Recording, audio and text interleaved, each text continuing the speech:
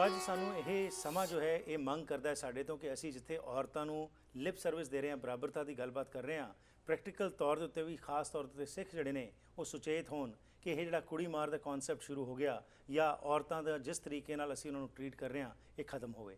ਇਸੇ ਸੰਬੰਧ ਵਿੱਚ ਆਓ ਭਾਈ ਸਾਹਿਬ ਕੋਈ ਗੱਲਬਾਤ ਕਰਨ ਲੱਗੇ ਸੀ ਗੁਰੂ ਸਾਹਿਬ ਦੇ ਸਮੇਂ ਤੋਂ ਕਿ ਉਸ ਸਮੇਂ ਔਰਤਾਂ ਨੂੰ ਕਿੰਨਾ ਸਤਿਕਾਰ ਦਿੱਤਾ ਜਾਂਦਾ ਸੀ। ਜੀ ਭਾਈ ਸਾਹਿਬ।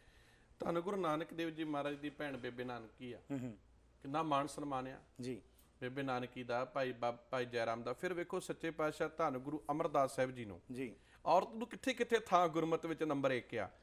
ਗੁਰੂ ਅਮਰਦਾਸ ਸਾਹਿਬ ਜੀ ਮਹਾਰਾਜ ਜੀ ਬੀਬੀ ਅਮਰੋ ਦੇ ਕੋਲੋਂ ਗੁਰਬਾਣੀ ਦੀਆਂ ਪੰਕਤੀਆਂ ਸੁਣਦੇ ਆ। ਅਸੀਂ ਕਦੀ ਉਹਦਾ ਨਾਂ ਲਿਆ? ਬੀਬੀ ਅਮਰੋ ਨੇ ਕੋਲੋਂ ਬਾਣੀ ਦੀਆਂ ਪੰਕਤੀਆਂ ਸੁਣਦੇ ਆ। ਗੁਰੂ ਅਮਰਦਾਸ ਸਾਹਿਬ ਜੀ ਮਹਾਰਾਜ ਜੀ ਦੇ ਵੱਡੇ ਭਰਾ ਦੇ ਘਰ ਵਿਆਹੀ ਹੋਈ ਹੈ ਬੀਬੀ ਅਮਰੋ ਜੀ। ਉਹ ਬੀਬੀ ਅਮਰੋ ਪੁੱਛਦੇ ਬਾਣੀ ਕਿਹਦੀ ਆ? ਕਹਿੰਦੇ ਗੁਰੂ ਅੰਗਦ ਦੇਵ ਜੀ ਮਹਾਰਾਜ ਦੀ। ਗੁਰੂ ਨਾਨਕ ਦੇਵ ਮੈਨੂੰ ਲੈ ਚੱਲ। ਗੁਰੂ ਨਾਨਕ ਦੇਵ ਜੀ ਮਹਾਰਾਜ ਦਾ ਤੀਸਰਾ ਸਿੱਖ ਗੁਰੂ ਅਮਰਦਾਸ ਸਾਹਿਬ ਜਿਹੜੇ ਬਣਦੇ ਆ ਬੀਬੀ ਅਮਰੋ ਦੇ ਰਾਹੀਂ ਬਣ ਰਹੇ ਆ। ਗੁਰੂ ਅਮਰਦਾਸ ਸਾਹਿਬ ਦੇ ਘਰ ਬੀਬੀ ਭਾਨੀ ਆ।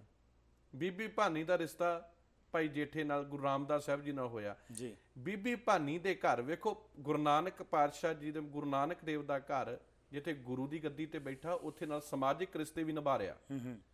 ਪਿਓ ਦਾ ਰਿਸ਼ਤਾ ਨਿਭਾ ਰਿਹਾ, ਬਾਬਲ ਦਾ ਰਿਸ਼ਤਾ ਵੀ ਨਿਭਾ ਰਿਹਾ। ਫਿਰ ਨਾਲ ਵੇਖੋ ਕੈਸੀ ਗੱਲ, ਸਹੁਰੇ ਦਾ ਰਿਸ਼ਤਾ ਵੀ ਨਿਭਾ ਰਿਹਾ ਤੇ ਪਤੀ ਦਾ ਰਿਸ਼ਤਾ ਵੀ ਨਿਭਾ ਰਿਹਾ। ਸਾਰੇ ਰਿਸ਼ਤੇ ਨਿਭਾ ਰਹੇ ਗੁਰਮਤਿ ਦੀ। ਕਿਤੇ ਆਪਾਂ ਅੰਦਰ ਝਾਤੀ ਮਾਰੀਏ ਹੁਣ ਧੰਨ ਗੁਰੂ ਅਮਰਦਾਸ ਸਾਹਿਬ ਜੀ ਮਹਾਰਾਜ ਦੀ ਪੁੱਤਰੀ ਬੀਬੀ ਭਾਨੀ ਆ। ਬੀਬੀ ਭਾਨੀ ਦਾ ਰਿਸ਼ਤਾ ਗੁਰੂ ਰਾਮਦਾਸ ਸਾਹਿਬ ਨਾਲ ਹੋਇਆ ਜੀ।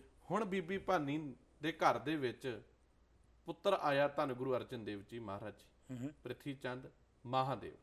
ਹੁਣ ਬੀਬੀ ਭਾਨੀ ਇੱਕ ਚੰਗੀ ਮਾਂ ਦੇ ਵਾਂਗੂ ਡਿਊਟੀ ਨਿਭਾ ਰਹੀ ਹੈ ਜੀ। ਗੁਰੂ ਅਮਰਦਾਸ ਸਾਹਿਬ ਜੀ, ਗੁਰੂ ਖਿਮਾ ਕਰਨਾ, ਗੁਰੂ ਅਰਜਨ ਦੇਵ ਜੀ ਮਹਾਰਾਜ ਜੀ ਦੇ ਘਰ ਸ਼ਾਦੀ ਹੋਈ ਮਾਤਾ ਗੰਗਾ ਜੀ ਦੇ ਨਾਲ ਜੀ। ਮਾਤਾ ਗੰਗਾ ਜੀ ਨੂੰ ਫਿਰ ਇੱਕ ਸਿਆਣੀ ਸੱਸ ਵਾਂਗੂ ਸਮਝਾਈ ਜਾ ਰਹੀ ਘਰ ਦੀ ਰੀਤ। ਘਰ ਦੀ ਸਾਡੀ ਪਰੰਪਰਾ ਧੀਏ ਇਹ ਆ ਕਿ ਇੱਥੇ ਗੁਰਮਤਿ ਦੀ ਗੱਲ ਕੀਤੀ ਜਾਂਦੀ ਹੈ, ਗੁਰਮਤਿ ਦੀ ਸੋਚ ਹੈ, ਇੱਥੇ ਵਹਿਮਾਂ ਭਰਮਾਂ ਨਾਉਣ ਦੀ ਕੋਈ ਚੀਜ਼ ਨਹੀਂ। ਮਾਤਾ ਗੰਗਾ ਜੀ ਦੇ ਘਰ ਦੇ ਵਿੱਚ ਬਾਅਦ ਵਿੱਚ ਨੂੰਹ ਬਣ ਕੇ ਮਾਤਾ ਨਾਨਕੀ ਆ ਰਹੀ ਹੈ ਗੁਰੂ ਹਰਗੋਬਿੰਦ ਸਾਹਿਬ ਜੀ ਦੇ ਮਹਿਲ ਜੀ। ਹੁਣ ਮਾਤਾ ਨਾਨਕੀ ਨੂੰ ਮਾਤਾ ਗੰਗਾ ਜੀ ਇਹੀਓ ਕਨਸੈਪਟ ਅੱਗੇ ਸਮਝਾ ਰਹੇ ਆ। ਰਾਈਟ। ਮਾਤਾ ਨਾਨਕ ਫਿਰ ਗੁਰੂ ਹਰਗੋਬਿੰਦ ਸਾਹਿਬ ਜੀ ਮਹਾਰਾਜ ਦੀ ਆਪਣੀ ਪੁੱਤਰੀ ਬੀਬੀ ਵੀਰੋ ਆ। ਬੀਬੀ ਵੀਰੋ ਦਾ ਇੰਨਾ ਪਿਆਰ ਆ ਕਿ ਜਦੋਂ ਬੀਬੀ ਵੀਰੋ ਨੂੰ ਤੋਰਿਆ ਘਰੋਂ ਜੀ, ਵੇਖੋ ਜੇ ਗੁਰੂ ਨਾਨਕ ਦੇ ਘਰ ਨੇ ਡੋਲੇ ਲਿਆਂਦੇ ਘਰ ਤੇ ਡੋਲੇ ਤੋਰੇ ਵੀ ਆ, ਠੀਕ, ਪਿਤਾ ਵਾਂਗੂ। ਤੇ ਬੀਬੀ ਵੀਰੋ ਨੂੰ ਇੱਕ ਗੱਲ ਕਹੀ ਸੀ, ਧੀਏ ਮੈਂ ਤੈਨੂੰ ਜਿਹੜਾ ਦਾਜ ਦੇਣ ਲੱਗਾ ਨਾ ਉਹ ਗੁਰੂ ਦਾ ਸਿਮਰਨ ਆ, ਭਗਤੀ ਆ, ਤਾਂ ਕਿ ਮੈਂ ਚਾਹੁੰਦਾ ਵੀ ਤੇਰੀ ਅੱਗੇ ਜਿਹੜੀ ਵੰਸ਼ ਤੋਰੇ ਉਹ ਵੀ ਧਰਮੀ ਹੋਵੇ, ਠੀਕ, ਉਹਨਾਂ ਦੇ ਅੰਦਰ ਪਿਆਰ ਹੋਵੇ। ਫਿਰ ਸੰਗੋ ਸ਼ਾਹ ਤੇ ਜੀਤਮਲ ਬੀਬੀ ਵੀਰੋ ਦੇ ਦੋਵੇਂ ਪੁੱਤ ਧੰਨ ਗੁਰੂ ਗੋਬਿੰਦ ਰਾਏ ਜੀ ਦੇ ਨਾਲ ਭੰਗਾਣੀ ਦੇ ਮੈਦਾਨ ਦੇ ਵਿੱਚ ਸ਼ਹੀਦੀ ਪਾਉਂਦੇ ਆ ਜੀ। ਇਹ ਉਹ ਸੁਭਾਅ ਸੀ ਨਾ ਔਰਤ ਦਾ। ਔਰਤ ਕਿੱਥੇ ਕਿੱਥੇ ਥਾਂ ਵੇਖੋ ਬਰਾਬਰਤਾ ਹੈ। ਮੈਨੂੰ ਇੱਕ ਦਿਨ ਇੱਕ ਡਿਸਕਸ਼ਨ ਗਰੁੱਪ ਦੇ ਵਿੱਚ ਇੱਕ ਕੁੜੀ ਸਵਾਲ ਕਰਦੀ, ਕਹਿੰਦੀ ਵੀਰ ਜੀ ਮੈਂ ਇੱਕ ਬੇਨਤੀ ਕਰਨੀ ਚਾਹੁੰਦੀ ਆ ਕਿ ਗੁਰੂ ਰਾਮਦਾਸ ਸਾਹਿਬ ਜੀ ਮਹਾਰਾਜ ਜੀ ਦੀਆਂ ਲਾਵਾਂ ਆਪਾਂ ਪੜ੍ਹਦੇ ਆ, ਵਿਆਹ ਹੁੰਦਾ ਵਾ ਤੇ ਔਰਤ ਫਿਰ ਪਿੱਛੇ ਬੰਦਾ ਅੱਗੇ। ਮੈਂ ਕਿਹਾ ਵੀ ਸੱਚੇ ਪਾਤਸ਼ਾਹ ਨੇ ਕਨਸੈਪਟ ਬੜਾ ਸੋਚ ਕੇ ਦਿੱਤਾ। ਇਹ ਤੁਹਾਡੀ ਸੋਚ ਹੈ ਵੀ ਤੁਸੀਂ ਇਹ ਪਿੱਛੇ ਰਾਈਟ। ਤੇਰੇ ਹੱਥ ਵਿੱਚ ਬੰਦੇ ਦਾ ਪੱਲਾ ਫੜਾਇਆ ਜਾਂਦਾ, ਬੰਦੇ ਦਾ ਪੱਲਾ ਔਰਤ ਦੇ ਹੱਥ ਵਿੱਚ ਫੜਾਇਆ ਜਾਂਦਾ ਜੀ। ਉਹਦਾ ਅਰਥ ਇਹ ਕਿ ਧੀਏ ਤੇਰੇ ਹੱਥ ਵਿੱਚ ਅੱਜ ਤੋਂ ਇਹਦਾ ਪੱਲਾ ਵਾ, ਇਹਦੇ ਘਰ ਦੀ ਜ਼ਿੰਮੇਵਾਰੀ ਤੇਰੀ ਹੈ, ਰਿਸਪੌਂਸਿਬਿਲਿਟੀ ਤੈਨੂੰ ਦਿੱਤੀ ਹੈ। ਰਾਈਟ। ਫਿਰ ਜਿਹੜੀਆਂ 4 ਲਾਵਾਂ ਪੜੀਆਂ ਜਾ ਰਹੀਆਂ ਉਹ ਜੀਵ ਇਸਤਰੀ ਦੇ ਉੱਪਰ ਹੀ ਢੁਕਦੀਆਂ ਵਾ। ਇੱਕ ਚੰਗੀ ਜੀਵ ਇਸਤਰੀ ਦੇ ਕਿਹੜੇ ਕਿਹੜੇ ਗੁਣ ਹੋਣੇ ਚਾਹੀਦੇ ਆ? ਨਿਵਣ ਸੁਅੱਖਰ ਖਵਣ ਗੁਣ ਜੇਬਾ ਮਨੀਆਂ ਮੰਤ ਇਤਰੇ ਭੈਣੇ ਵੇਸਕਰ ਤਾਂ ਵਸਾ ਵੀ ਕੰਨ ਦੀ ਗੱਲ ਕੀਤੀ ਗਈ ਹੈ। ਜੇ ਬੰਦੇ ਨੂੰ ਕਿਹਾ ਉੱਥੇ ਵੀ ਆਖਿਆ ਕਿਆ ਗਲਾਇਓ ਭੂਸ਼ ਪਰ ਵੇਲ ਨਾ ਜੋਹੇ ਕੰਤ ਤੂੰ ਨਾਨਕ ਫੁੱਲਾਂ ਸੰਧੀ ਵਾੜ ਖਿੜਿਆ ਹਵ ਸੰਸਾਰ ਜੀਓ। ਕਹਿੰਦੇ ਬੰਦੇ ਤੂੰ ਆਪਣੀ ਮਰਜ਼ੀ ਦੇ ਨਾਲ ਇੱਥੋਂ ਇੱਕ ਫੁੱਲ ਚੁਣ ਲਿਆ, ਹੁਣ ਤੇਰੀ ਫਰਜ਼ ਬਣਦਾ ਤੂੰ ਇਹਦੀ ਸੇਵਾ ਕਰੇ, ਰਾਈਟ, ਇਹਦੇ ਨਾਲ ਪੂਰਾ ਵਿਵਹਾਰ ਪਿਆਰ ਦਾ ਕਰੇ, ਇਹਦੇ ਨਾਲ ਅੰਗ ਸੰਗ ਰਵੇ। ਪਰ ਅੱਜ ਉੱਥੇ ਹੀ ਲਾਵਾਂ ਲੈ ਕੇ ਬਾਅਦ ਵਿੱਚ ਡਾਈਵੋਰਸ ਹੋ ਰਿਹਾ। ਅੱਜ ਇੱਕ ਪਿੱਛੇ ਜੇ ਬੜਾ ਮੁੱਦਾ ਉੱਠਿਆ ਸੀ ਆਨੰਦ ਕਾਰਜ ਐਕਟ ਦੇ ਉੱਪਰ ਵੀ ਆਨੰਦ ਕਾਰਜ ਐਕਟ ਵੀ ਸਿੱਖਾਂ ਦੇ ਵਿੱਚ ਡਾਈਵੋਰਸ ਬਾਰੇ ਕੀ ਹੋਣਾ ਚਾਹੀਦਾ।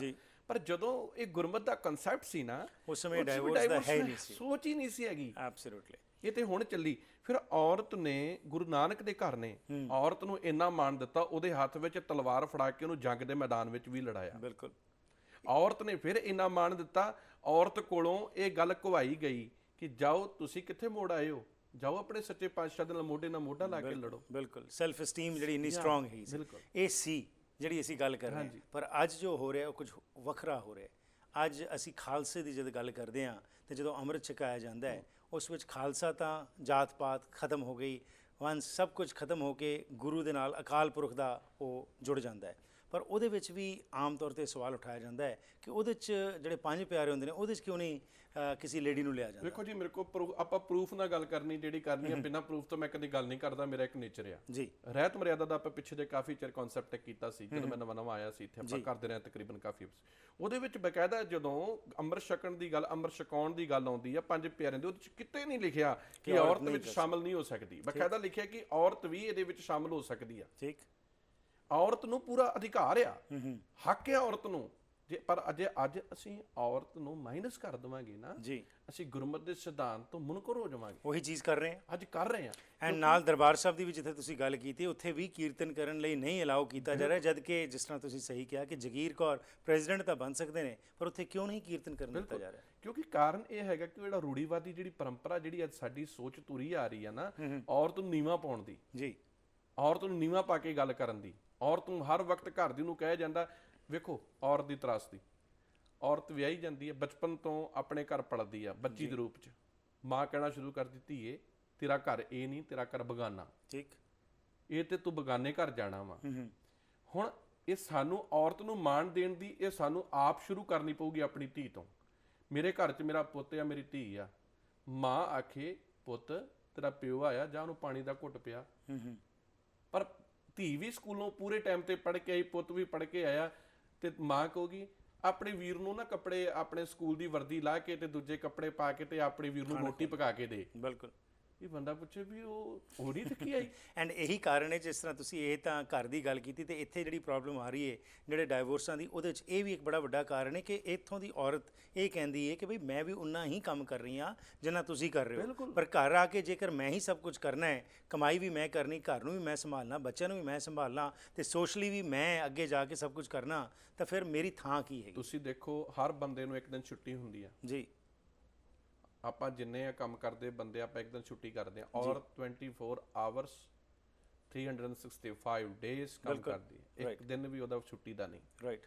ਬੱਚੇ ਬੰਦਾ ਕਹਿੰਦਾ ਆਪਣੇ ਬੱਚੇ ਸੰਭਾਲ ਲਾ, ਤੇ ਤੇਰੇ ਬੱਚੇ ਨਹੀਂ, ਆਪਣੇ ਬੱਚੇ ਸੰਭਾਲ ਲਾ। ਮੈਂ ਜਿਹੜੀ ਗੱਲ ਕਰਨ ਲੱਗਾ ਸੀ, ਰਾਈਟ, ਬਚਪਨ ਤੋਂ ਉਹ ਕੁੜੀ ਪਲਦੀ ਆ, ਵਿਆਹ ਕੇ ਆਪਣੇ ਘਰ ਜਾਂਦੀ ਆ, ਉੱਥੇ ਵੀ ਬੰਦਾ ਉਹ ਤੇ ਤੌਂਸ ਜਮਾਉਂਦਾ, ਵੇਖ ਲਾ ਜੇ ਰਹੇਗੀ ਬੰਦੀ ਬਣ ਕੇ ਤੇ ਨਹੀਂ ਤੇ ਤੇਰੇ ਘਰ ਤੈਨੂੰ ਤੋੜ ਦੇਣਾ। ਠੀਕ, ਨਾ ਇਧਰ ਦੀ ਦਾ ਘਰ ਬਣਦਾ ਹੀ ਨਹੀਂ। ਠੀਕ। ਮੈਂ ਤੇ ਜਦੋਂ ਤੱਕ ਸੋਚਦਾ ਕਿ ਅੱਜ ਬੰਦੇ ਨੂੰ ਆਪਣੀ ਈਗੋ ਛੱਡ ਕੇ ਆਪਣੀ ਘਰਵਾਲੀ ਦੇ ਨਾਲ ਸਾਰਾ ਕੰਮ, ਕੋਈ ਹਰਜ ਨਹੀਂ ਇਹ ਕਬੂਲ ਕਰਨ ਦੇ ਵਿੱਚ ਕਿ ਮੈਂ ਆਪਣੀ ਘਰਵਾਲੀ ਨਾਲ ਭਾਂਡੇ ਮਜਾਉਣਾ। ਕੀ ਹਰਜ ਜੇ ਮਜਾ ਲੇਗਾ ਤੇ? ਠੀਕ, ਤੇਰੇ ਘਰ ਨਹੀਂ ਉਹ। ਜਦੋਂ ਤੂੰ ਕੋਠੀ ਬਣਾਉਣਾ ਉਦੋਂ ਇਸ ਕਹਿੰਦਾ ਮੇਰਾ ਘਰ ਆ, ਤੇ ਉਹਦੇ ਵਿੱਚ ਤੂੰ ਬਾਈ ਲਾਈ ਆ ਕੰਮ ਵਾਲੀ, ਮੇਡ ਲਾਈ ਆ। ਅੱਜ ਯਕੀਨ ਕਰਿਓ ਮੈਂ ਹਰ ਵਕਤ ਇਸ ਗੱਲ ਤੇ ਹਾਮੀ ਭਰਦਾ। ਅੱਜ ਸਾਨੂੰ ਇਹ ਬੈਨਰ ਬਣਾ ਕੇ ਨਾ, ਵੱਡਾ ਬੈਨਰ ਬਣਾ ਕੇ ਪ੍ਰਚਾਰ ਕਰਨ ਦੀ ਲੋੜ ਆ ਕਿ ਕਿਚਨ ਦੇ ਵਿੱਚ ਹਰ ਇੱਕ ਬੰਦੇ ਨੂੰ ਆਪਣੀ ਘਰਵਾਲੀ ਦੀ ਹੈਲਪ ਕਰਨੀ ਚਾਹੀਦੀ ਆ, ਪਰ ਈਗੋ ਨੂੰ ਸੱਟ ਵੱਜਦੀ ਸਾਡੀ ਨੂੰ। ਮੈਨੂੰ ਕਈ ਕਹਿਣਗੇ ਭਾਈ ਸਾਹਿਬ ਜੀ, ਮੈਂ ਕਹਾਂ ਮੈਂ ਤੇ ਕਰਦਾ, ਮੈਨੂੰ ਕੋਈ ਮੈਂ ਡਿਕਲੇਅਰ ਕਰਦਾ ਕਿ ਜਦੋਂ ਮੈਂ ਆਪਣੇ ਇੰਡੀਆ ਹੁੰਦਾ, ਮੈਂ ਆਪਣੀ ਘਰ ਦੀ ਨੂੰ ਹਰ ਇੱਕ ਪੱਖ ਤੋਂ, ਜਿਉ ਮੇਰਾ ਘਰ ਮੇਰੇ ਮਗਰੋਂ ਸੰਭਾਲਦੀ ਆ, ਮੇਰਾ ਫਰਜ਼ ਬਣਦਾ ਮੈਨੂੰ ਹਰ ਪੱਖ ਤੋਂ। ਐਬਸੋਲੂਟਲੀ ਜੀ, ਦੋਨੋਂ ਹਸਬੈਂਡ ਅਤੇ ਵਾਈਫ ਨਾਲ ਹੀ ਘਰ ਚੱਲਦਾ ਹੈ, ਨਾ ਕਿ ਇੱਕ ਪਹੀਏ ਤੇ ਗੱਡੀ ਚੱਲਦੀ ਹੈਗੀ ਹੈ। ਹੁਣ ਗੱਲ ਤਾਂ ਇੱਥੇ ਮੁੱਕਦੀ ਹੈਗੀ ਹੈ ਕਿ ਕਿੱਥੋਂ ਸ਼ੁਰੂਆਤ ਕੀਤੀ ਜਾਏ, ਇਹ ਸੋਚ ਵਿੱਚ ਪਰਿਵਰਤਨ ਕਿਵੇਂ ਲਿਆਂਦਾ ਜਾਏ। ਜਿਵੇਂ ਤੁਸੀਂ ਇੱਕ ਐਗਜ਼ਾਮਪਲ ਦਿੱਤਾ ਕਿ ਇੱਕ ਅਹਿਸਾਸ ਆਵੇ ਮਰਦ ਦੇ ਵਿੱਚ ਕਿ ਇਹ ਮੇਰਾ ਵੀ ਉਹਨਾਂ ਕੋਈ ਫਰਜ਼ ਬਣਦਾ ਹੈ ਕਿ ਜਿਸ ਤਰ੍ਹਾਂ ਔਰਤ ਜੋ ਕੰਮ ਕਰ ਰਹੀ ਹੈਗੀ ਹੈ। ਪਰ ਦੂਸਰੇ ਪਾਸੇ ਜਿਹੜਾ ਅੱਜ ਇੰਡੀਵਿਜੂਅਲਿਜ਼ਮ ਬਹੁਤ ਵੱਧ ਗਿਆ ਕਿ ਪੈਸੇ ਆਉਣ ਦੇ ਨਾਲ ਇੱਕ ਔਰਤ ਵੀ ਜਿਹੜੀ ਇੰਪਾਵਰਮੈਂਟ ਦੀ ਅਸੀਂ ਗੱਲ ਕਰਨੇ ਆ, ਇੱਕ ਔਰਤ ਵੀ ਉਸ ਮੁਕਾਮ ਤੇ ਪਹੁੰਚ ਗਈ ਜਿੱਥੇ ਉਹ ਵੀ ਜਿਸ ਤਰ੍ਹਾਂ ਪਹਿਲਾਂ ਸ਼ਹਿਨ ਸ਼ਕਤੀ ਹੁੰਦੀ ਸੀ ਕਿ ਘਰ ਨੂੰ ਚਲਾਉਣਾ ਹੈ, ਅੱਜ ਇੱਥੋਂ ਤੱਕ ਮੁਕਾਮ ਆ ਗਿਆ ਕਿਉਂਕਿ ਮੈਂ ਵੀ ਕਮਾਨੀ ਆ, ਮੈਂ ਵੀ ਸਾਰਾ ਕੁਝ ਕਰਦੀ ਹਾਂ। ਉਹ ਮੈਂ ਇੰਨਾ ਭਾਰੂ ਹੋ ਗਿਆ ਹਸਬੈਂਡ ਵਾਈਫ ਦੇ ਵਿੱਚ, ਜਿਸ ਕਾਰਨ ਅੱਜ ਘਰ ਛੇਤੀ ਟੁੱਟ ਜਾਂਦੇ ਨੇ, ਨਾ ਕਿ ਉਹ ਲੰਮੇ ਸਮੇਂ ਤੱਕ ਚੱਲ ਸਕਦੇ ਨੇ। ਦੇਖੋ ਵੀਰ ਜੀ, ਈਗੋ ਜਿੱਥੇ ਹੋਊਗੀ ਨਾ, ਈਗੋ ਨੇ ਤੇ ਟਕਰਾਅ ਵੀ ਆ ਜੀ। ਮੈਂ ਅੱਗੇ ਕਹਿਣਾ ਹੁੰਦਾ ਕਿ ਇੱਕ ਬੜੀ ਪਿਆਰੀ ਗੱਲ ਕਹੀ ਜਾਂਦੀ ਆ, ਜਦੋਂ ਤੁਸੀਂ ਆਨੰਦ ਕਾਰਜ ਆਪਾਂ ਲੜਕੀ ਦਾ ਹੁੰਦਾ ਇੱਕ ਗੱਲ ਕਹੀ, ਤੂੰ ਸਮਰਪਿਤ ਹੋਣਾ ਤੇ ਥੋੜਾ ਉਹਨੇ ਸਮਰਪਿਤ ਹੋਣਾ ਜੀ। ਵਿੱਚੋਂ ਮਤਲਬ ਕਹਿ ਲਓ ਕਿ ਥੋੜਾ ਸਮਰਪਣ ਆ। ਜਦੋਂ ਪਿਆਰ ਆ ਜਾਂਦਾ ਨਾ, ਵੇਖੋ ਦੋ ਚੀਜ਼ਾਂ ਵਾ, ਮੈਂ ਅਕਸਰ ਕਹਿਣਾ ਹੁੰਦਾ, ਇੱਕ ਗਰਲਫ੍ਰੈਂਡ ਵਾਈਫ ਨਹੀਂ ਬਣ ਸਕਦੀ, ਕਿਤੇ ਬਹੁਤ ਰੇਅਰ ਆ ਕਿਤੇ ਗਰਲਫ੍ਰੈਂਡ ਵਾਈਫ ਬਣ ਜਾਵੇ ਜੀ, ਕਿਉਂਕਿ ਗਿਫਟਸ ਦੇ ਉੱਪਰ ਗਰਲਫ੍ਰੈਂਡ ਦਾ ਰਿਸ਼ਤਾ ਸ਼ੁਰੂ ਹੁੰਦਾ, ਪਰ ਵਾਈਫ ਗਰਲਫ੍ਰੈਂਡ ਬਣ ਸਕਦੀ ਹੈ। ਰਾਈਟ। ਕਿਉਂਕਿ ਵਾਈਫ ਇਸ ਤਰ੍ਹਾਂ ਨਾਲ ਤੁਹਾਡੇ ਨਾਲ ਜ਼ਿੰਦਗੀ ਤੋਰਦੀ ਆ ਕਿ ਹਰ ਵਕਤ ਉਹ ਤੁਹਾਡੇ ਨਾਲ ਸਮਰਪਿਤ ਰਹਿੰਦੀ ਆ, ਜੀ ਸਮਰਪਣ ਆ। ਅੱਜ ਵੇਖੋ ਮੈਂ ਕਹਿੰਦਾ ਵਾ ਕਿ ਮੁਸ਼ਕਲ ਦਾ ਹਰ ਇੱਕ ਦਾ ਸਮਾਧਾਨ ਪਿਆਰ ਨਾਲ ਬਹਿ ਕੇ ਹੋ ਸਕਦਾ। ਔਰਤ ਨੂੰ ਵੀ ਇਹ ਚਾਹੀਦਾ ਵਾ ਕਿ ਉਹ ਵੀ ਮਰਦ ਦੇ ਨਾਲ, ਬੰਦੇ ਦੇ ਨਾਲ ਮੋਢੇ ਨਾਲ ਮੋਢਾ ਲਾ ਕੇ ਚੱਲੇ ਜ਼ਰੂਰ, ਬਿਲਕੁਲ, ਪਰ ਨਾਲ ਇਹ ਵੀ ਵੇਖੇ ਕਿ ਜਿੱਥੇ ਬੰਦੇ ਨੇ ਖਲੋਣਾ ਉੱਥੇ ਬੰਦੇ ਨੇ ਖਲੋਣਾ। ਰਾਈਟ, ਬੰਦੇ ਨੂੰ ਵੀ ਚਾਹੀਦਾ ਵਾ ਕਿ ਮੈਂ ਔਰਤ ਨੂੰ ਆਪਣੇ ਮੋਢੇ ਨਾਲ ਮੋਢਾ ਨਾਲ ਲਾ ਕੇ ਜ਼ਰੂਰ ਤੋਰਨਾ ਵਾ, ਬਿਲਕੁਲ, ਪਰ ਨਾਲ ਮੈਂ ਜਿੱਥੇ ਔਰਤ ਨੂੰ ਮਾਣ ਦੇਣਾ ਨਾ, ਮੈਂ ਉੱਥੇ ਨੂੰ ਮਾਣ ਵੀ ਦੇਣਾ ਵਾ। ਠੀਕ, ਹਰ ਵਕਤ ਇਹਨੂੰ ਮੈਂ ਡਿਮੋਰਲਾਈਜ਼ ਨਹੀਂ ਕਰੀ ਜਾਣਾ, ਨੀਵੇਂ ਨਹੀਂ ਪਾਈ ਜਾਣਾ, ਇਹਦੇ ਨਾਲ ਮੈਂ ਪੂਰਾ ਖਲੋਣਾ ਵੀ ਆ। ਬਿਲਕੁਲ, ਅਰਧਾਂਗਣੀ ਕਿਹਾ ਜਾਂਦਾ। ਬਿਲਕੁਲ, ਅਰਧਾਂਗਣੀ ਬੰਦਾ ਤੇ ਔਰਤ ਮੇ ਭਾਈ ਸੱਚੇ ਪਾਤਸ਼ਾਹ ਨੇ ਗੱਲ ਕਹਿ ਕੇ ਮੈਂ ਅੱਗੇ ਆਪਾਂ ਸਮਾਪਤੀ ਕਰੀਏ। ਏਕ ਜੋਤ ਦੋਈ ਮੂਰਤੀ, ਬਿਲਕੁਲ, ਧਨ ਪੀਰ ਕਈਏ ਸਹੀ। ਬੈਲੈਂਸ ਆ। ਮੈਂ ਇਸ ਕਰਕੇ ਬੇਨਤੀ ਇਹ ਕਰਨਾ ਚਾਹੁੰਦਾ, ਸਿੱਖ ਧਰਮ ਦੇ ਵਿੱਚ ਬਿਲਕੁਲ ਕਿਤੇ ਨਹੀਂ ਹੈਗਾ ਕਿ ਔਰਤ ਨੂੰ ਸਨਮਾਨ ਨਹੀਂ, ਔਰਤ ਨੂੰ ਬਰਾਬਰ ਸਨਮਾਨ ਆ। ਮੇਰੀਆਂ ਭੈਣਾਂ, ਮੇਰੀਆਂ ਮਾਵਾਂ, ਮੇਰੀਆਂ ਆਪਣੀਆਂ ਬੱਚੀਆਂ ਇਹ ਆਪਣੇ ਦਿਮਾਗ 'ਚੋਂ ਬਿਲਕੁਲ ਖਿਆਲ ਕੱਢ ਦੇਣ ਕਿ ਵੀ ਸਿੱਖ ਕੌਮ ਦੇ ਵਿੱਚ ਔਰਤ ਨੂੰ ਥਾਂ ਨਹੀਂ ਹੈਗਾ।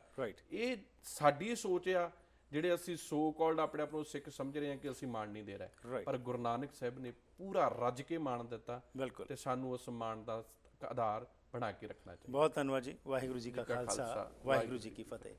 ਅੱਜ ਇਸ ਵਿਸ਼ੇ ਤੇ ਅਸੀਂ ਗੱਲਬਾਤ ਕੀਤੀ। ਸਰਦਾਰ ਹਰਮਨਪ੍ਰੀਤ ਸਿੰਘ ਨੇ ਸਟ੍ਰੈਸ ਕਰਕੇ ਜੋ ਗੁਰਬਾਣੀ ਅਨੁਸਾਰ ਸਾਨੂੰ ਉਪਦੇਸ਼ ਦਿੱਤਾ ਹੈ, ਗੁਰੂ ਗ੍ਰੰਥ ਸਾਹਿਬ ਕੀ ਕਹਿ ਰਹੇ ਨੇ, ਤੇ ਨਾਲ ਗੁਰੂਆਂ ਨੇ ਜੋ ਮਿਸਾਲ ਮਿਲੀ ਸਾਨੂੰ ਉਹਨਾਂ ਦੇ ਜੀਵਨ ਦੇ ਵਿੱਚੋਂ ਅਤੇ ਹਿਸਟਰੀ ਵਿੱਚੋਂ ਸਾਨੂੰ ਇਹ ਪਤਾ ਲੱਗਦਾ ਹੈ ਕਿ ਕਦੇ ਵੀ ਕਿਸੇ ਔਰਤ ਨਾਲ ਡਿਸਕ੍ਰਿਮੀਨੇਟ ਨਹੀਂ ਕੀਤਾ ਗਿਆ, ਬਲਕਿ ਔਰਤਾਂ ਨੂੰ ਬਰਾਬਰਤਾ ਦਿੱਤੀ ਗਈ, ਅਤੇ ਸਿਰਫ ਕਹਿਣ ਦੇ ਵਿੱਚ ਹੀ ਨਹੀਂ ਬਲਕਿ ਪ੍ਰੈਕਟੀਕਲੀ ਅਸੀਂ ਕਈ ਐਗਜ਼ਾਮਪਲ ਸੁਣੇ। ਸੋ ਅੱਜ ਜੋ ਕੁਝ ਸਥਿਤੀ ਬਣੀ ਪਈ ਉਸ ਵਿੱਚ ਧਰਮ ਵਿੱਚ ਤਾਂ ਕੋਈ ਕਮੀ ਨਹੀਂ, ਕਮੀ ਤਾਂ ਸਾਡੇ ਵਿੱਚ ਆ ਗਈ ਕਿ ਅਸੀਂ ਗੁਰੂ ਦੀ ਗੱਲ ਨੂੰ ਸਮਝ ਨਹੀਂ ਸਕੇ। ਅੱਜ ਜੇਕਰ ਔਰਤਾਂ ਨੂੰ ਕਿਸੇ ਥਾਂ ਦੇ ਉੱਤੇ ਜਾ ਕੇ ਇਹ ਕਿਹਾ ਜਾਂਦਾ ਹੈ ਕਿ ਤੁਸੀਂ ਇੱਥੇ ਕੀਰਤਨ ਨਹੀਂ ਕਰ ਸਕਦੇ ਜਾਂ ਤੁਸੀਂ ਇੱਥੇ ਆਪਣਾ ਹੱਥ ਨਹੀਂ ਵਟਾ ਸਕਦੇ, ਤਾਂ ਫਿਰ ਇੱਥੇ ਇਹ ਕਿਉਂ ਨਹੀਂ ਗੱਲ ਆਉਂਦੀ ਕਿ ਲੰਗਰ ਦੇ ਸਮੇਂ ਸਿਰਫ ਅਸੀਂ ਔਰਤਾਂ ਨੂੰ ਹੀ ਅੱਗੇ ਕਰ ਦਿੰਦੇ ਹਾਂ। ਸੋ ਇਹ ਚੀਜ਼ਾਂ ਵੱਲ ਸਾਨੂੰ ਧਿਆਨ ਦੇਣਾ ਪਏਗਾ, ਅਤੇ ਖਾਸ ਤੌਰ 'ਤੇ ਜਿਹੜੀ ਨਵੀਂ ਪਨੀਰੀ ਹੈ ਉਸ ਨੂੰ ਵੀ ਇਹ ਆਵਾਜ਼ ਬੁਲੰਦ ਕਰਨੀ ਚਾਹੀਦੀ ਹੈ। ਅਤੇ ਖਾਸ ਤੌਰ 'ਤੇ ਜਦੋਂ ਸਾਡੇ SGPC ਤੋਂ ਜਾਂ ਹੋਰ ਧਾਰਮਿਕ ਆਗੂ ਇੱਥੇ ਆਉਂਦੇ ਨੇ ਤਾਂ ਸਿਰਫ ਅਸੀਂ ਫੋਟੋਆਂ ਖਿਚਵਾਉਣ ਤੱਕ ਉਹਨਾਂ ਨਾਲ ਸੀਮਤ ਨਾ ਰਹਿ ਜਾਈਏ, ਇਹ ਗੱਲ ਨੂੰ ਜ਼ੋਰ ਦੇ ਕੇ ਜ਼ਰੂਰ ਉਹਨਾਂ ਨਾਲ ਇਹ ਸ਼ੇਅਰ ਕਰੀਏ ਕਿ ਇਹ ਜਿਹੜੀ ਡਿਸਕ੍ਰਿਮੀਨੇਸ਼ਨ ਹੋ ਰਹੀ ਹੈ ਇਸ ਨੂੰ ਕੋਈ ਵੀ ਬਹਾਨਾ ਨਾ ਲੈ ਕੇ ਇਸ ਨੂੰ ਬੰਦ ਕੀਤਾ ਜਾਏ। ਅਤੇ ਨਾਲ ਹੀ ਕਈ ਐਸੇ ਕਥਾਵਾਚਕ, ਕਈ ਐਸੇ ਬਾਬੇ ਜਿਹੜੇ ਕਿ ਔਰਤਾਂ ਦੇ ਪ੍ਰਤੀ ਬੜੇ ਹੀ ਮਾੜੇ ਲਫ਼ਜ਼ ਇਸਤੇਮਾਲ ਕਰਦੇ ਨੇ, ਉਹਨਾਂ ਜਦੋਂ ਇੱਥੇ ਆਉਂਦੇ ਨੇ ਤਾਂ ਜ਼ਿਆਦਾਤਰ ਔਰਤਾਂ ਹੀ ਉਹਨਾਂ ਦੇ ਜਾ ਕੇ ਆਲੇ ਦੁਆਲੇ ਹੁੰਦੀਆਂ ਨੇ। ਉਹ ਵੀ ਜ਼ਰੂਰ ਸਮਝਣ ਕਿ ਇੱਕ ਵਿਅਕਤੀ ਜਿਹੜਾ ਧਰਮ ਦੇ ਨਾਂ ਦੇ ਉੱਤੇ ਇਹ ਕਹਿ ਰਿਹਾ ਹੈ ਕਿ ਗੁਰਬਾਣੀ ਵਿੱਚ ਇੱਕ ਔਰਤ ਨੂੰ ਤੁਸੀਂ ਮੂੰਹ ਨਾ ਲਾਓ ਜਦੋਂ ਉਹਨਾਂ ਨੂੰ ਪੀਰੀਅਡਸ ਆਏ ਨੇ, ਤਾਂ ਕੀ ਉਹ ਵਾਕਿਆ ਵਿੱਚ ਸੰਤ ਹੋ ਸਕਦਾ ਹੈ? ਸੋ ਇਹ ਚੀਜ਼ਾਂ ਅੱਜ ਮੰਗ ਕਰਦੀਆਂ ਨੇ ਕਿ ਅਸੀਂ ਆਪ ਅੰਦਰ ਝਾਤ ਮਾਰ ਕੇ ਵੇਖੀਏ ਕਿ ਸਿੱਖ ਕੌਮ ਕਿੱਥੇ ਖਲੋਤੀ ਹੈ ਅਤੇ ਅਸੀਂ ਕਿੱਥੇ ਖਲੋਤੇ ਹਾਂ। ਪ੍ਰੋਗਰਾਮ ਦੀ ਕਰਦੇ ਇੱਥੇ ਹੀ ਸਮਾਪਤੀ। ਫੀਡਬੈਕ ਲਈ 604 603 7555 ਜਾਂ ਫਿਰ ਈਮੇਲ ਰਾਹੀਂ harpreet@akaltv.com ਤੇ ਸੰਪਰਕ ਕਰ ਸਕਦੇ ਹੋ। ਇਹ ਤੁਹਾਡਾ ਆਪਣਾ ਪ੍ਰੋਗਰਾਮ ਹੈ, ਇਸ ਵਾਸਤੇ ਜ਼ਰੂਰ ਆਪਣੀ ਫੀਡਬੈਕ ਦਿਆ ਕਰੋ। ਅਤੇ ਨਾਲ ਹੀ ਜੇਕਰ ਆਪਣੇ ਕਿਸੇ ਵੀ ਵਪਾਰ ਬਾਰੇ ਤੁਸੀਂ ਕੋਈ ਮੈਸੇਜ ਦੇਣਾ ਚਾਹੁੰਦੇ ਹੋ ਤਾਂ ਉਸ ਵਾਸਤੇ ਸਾਡੀ ਐਡਵਰਟਾਈਜ਼ਮੈਂਟ ਟੀਮ ਨਾਲ ਜ਼ਰੂਰ ਸੰਪਰਕ ਕਰੋ। फ़ोन नंबर है 604 603 7555। लेना आ गया, फिर मुलाकात करेंगे, तब तक गुड बाय।